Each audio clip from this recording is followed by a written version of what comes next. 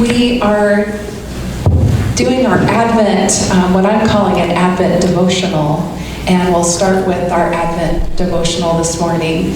And just a little reminder to those of you who are new, when we sing together, we do stand together, but at any time when you need to sit down, you feel free to sit down. There's not an obligation to be standing. It's what I call good posture for our worship, and so that's why we stand, because we honor the Lord.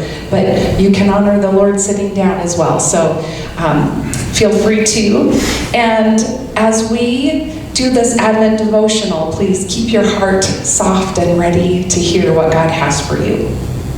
This week, where our focus is on peace.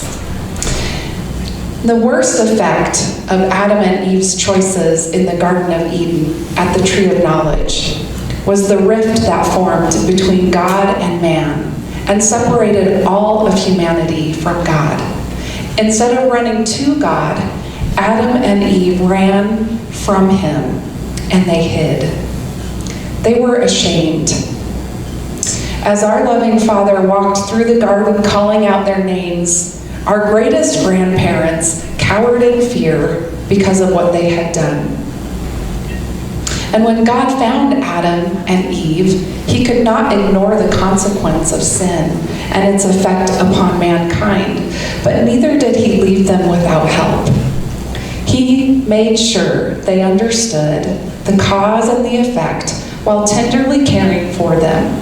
At that time, God also made a promise to restore the rift that was formed between mankind and God. God's promise was to bring peace between God and man once more.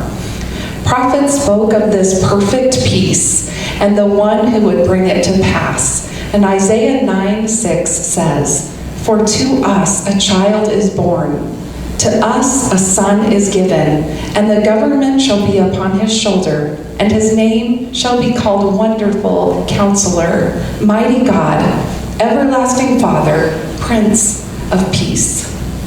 When you choose God's way through Jesus, his righteousness becomes yours, and relationship with the Father, as promised, is restored. Peace between you and God becomes yours. Paul taught about this peace in Romans 5:1, writing, "Therefore, having been justified by faith, we have peace with God through our Lord Jesus Christ."